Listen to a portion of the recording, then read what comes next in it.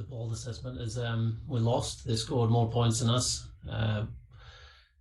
They won more moments than us in the game, and we didn't put them under enough pressure for 80 minutes, and we put ourselves under pressure at times. And obviously France put us under pressure, especially when they got playing off turnover ball in particular. There were a number of positives. I thought our scrum was very strong against arguably one of the best scrummaging teams in the world. Our maul defence was good too. We just need to trust that a little bit more, because we did give away a couple of penalties in that area. And the effort the players put in was huge right throughout the 80 minutes. You had the spell when you got to within 2 points. There's a chance there to take the lead, but then you've got to try either side of half time. How hard was that psychologically for the players? I can imagine it was tough for them, in particular the try after half time. It was disappointing not to have gone ahead when we had a couple of opportunities before half time, and then even more disappointing or frustrating that we concede from a line out and on the halfway line in the 39th minute to conceding 7 points. But the belief was there. The learning from that first half was certainly there and discussed a lot at half time. And if I remember, the French try came from attack around the 22 that we had the ball, so you could class as a breakaway try, but that must have been a blow for the players on the field. There's been a lot of enforced change, particularly in the pack with injuries. Hamish Watson being ruled out with coronavirus. Is that the changes, the depth you've had to go into with your squad there, is that in any way a mitigating factor to this result? No, because Nick Haining and Rory Darge, who obviously replaced Hamish, with Rory going to 7 and Nick coming into the team, were very good. And the team showed their adaptability in that first half, playing some really good rugby at times. Thank you. If we can move on to the written section now, please. Gregor, it's obviously hard to appreciate the quality of the French when you're up against them directly. Having said that, just how good is this French team? Is it the best that you've come up against as a coach? Yes, it's a similar team that we've come up against the last few years, so we know that their strengths. They have got a big pack.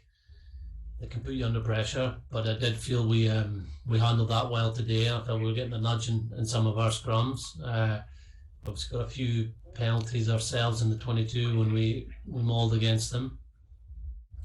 But it's their ability to turn good ball into tries, and good ball can come from scrums. They look dangerous off their scrum attack out wide, and it can come from opposition turnovers. That's the best two sources of possession you can get. Counter-attack ball from kicks is also good, but I think they showed what a good team they are. Their backline is strong.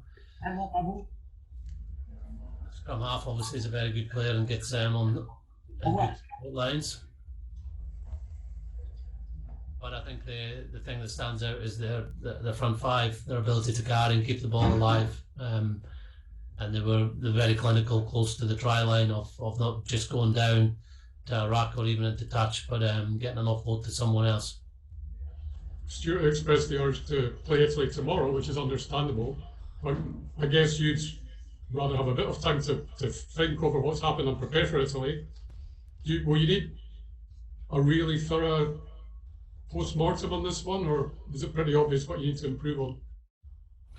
Yeah, well, I think we'd all probably want to play France again tomorrow. I think that's the game that's most relevant to what you learn and get another opportunity at putting things right. Italy will be a different game, a different opponent. We'll have a different team, I'd imagine, just the way these things go with who's available for us in 2 weeks' time. And we'll have a different focus on how we get our best game out. But yeah, when you've got a 2 week gap in the Six Nations like we've had the last two games, and it's on the back of a defeat, you feel very frustrated that you can't get back out there and show who we are as a team for 80 minutes. Thank you.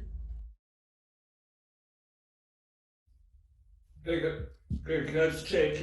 Chris Harris didn't come back out for the second half. Was that just a change, or was Chris carrying an injury, pick up an injury? Yes, he had an HIA during halftime, which he failed. So he got a blow and a tackle just before halftime. So that's a credit to one of his teammates who had notified us as medics that he wasn't himself at halftime, and then he failed the HIA. Thanks very much. Hi Stuart, having battled to get yourselves back into that contest in the first half, having a chance maybe to take the lead, how disappointing was it the manner in which France then were able to kind of stretch away in the contest? Yeah, very disappointing for us. I think at times we created some good opportunities. I think in the first half we let two try scoring opportunities let them go. And then defensively at times, France got good momentum and managed to score on the back of it. I think, the thing for me is they let a team like France get on the front foot. It's very, very difficult to stop them. But, I think certainly two, maybe three of the first tries that they scored were very, very good, but they were from our mistakes, and that's the thing that's most frustrating. Give us a flavour of what the feeling is amongst the guys in the dressing room after that. Yeah, it's a horrible feeling. I'm not going to lie, because we want to be in a position to give ourselves, give everybody, give a true reflection of what we're about, and at times we showed that, but just unfortunately not enough. And I think we talked a lot about staying in every single moment of the game, winning, a huge amount of moments as much as we possibly can, and at times we done that and we looked dangerous. We got in the right areas. We had a clinical edge. And other times we unfortunately just let it slip a little bit too easy. But it is a horrible feeling. We've spoken a lot in the changing room about how we're feeling about what's needed to go into the last 2 weeks of the Six Nations. And yeah, it's a horrible feeling right now. But the worst thing for me is we have to wait 2 weeks until we play again. And that's the thing that I know I speak on behalf of everybody involved in this squad, that we'd love to play Italy tomorrow. Is it fair enough to call it a reality check? No, I think for us, we just need to keep concentrating on ourselves. I think at times we